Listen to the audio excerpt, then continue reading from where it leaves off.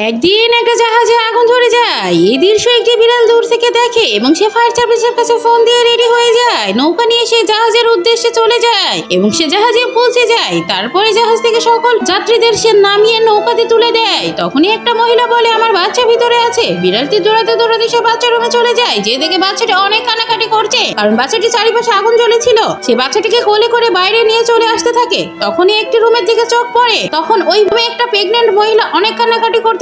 বিড়ালটি দৌড়াতে দৌড়াতে বাচ্চাটিকে বাইরে নিয়ে এসে তার মায়ের কাছে তুলে দেয় এবং তার মা অনেক খুশি হয়ে যায়। তারপরে বিড়াল আবার দৌড়াতে দৌড়াতে একটি ট্রে নিয়ে ওই মহিলার রুমের উদ্দেশ্যে যায় এবং মহিলাটিকে পেয়ে যায় এবং মহিলাটিকে ট্রের উপরে বসিয়ে এসে আবার ওই ট্রেন নিয়ে বাইরে আসতে থাকে। তখনই একটা বিস্ফোরণ হয় এবং সেখানে বিড়াল পড়ে যায়। এর মধ্যেই রেস্কিউ টিম চলে এসেছে। সেখানে রেস্কিউ টিম এসে মহিলাটাকে রক্ষা করে এবং সাথে সাথে একজন বিড়ালটিকেও রক্ষা করে।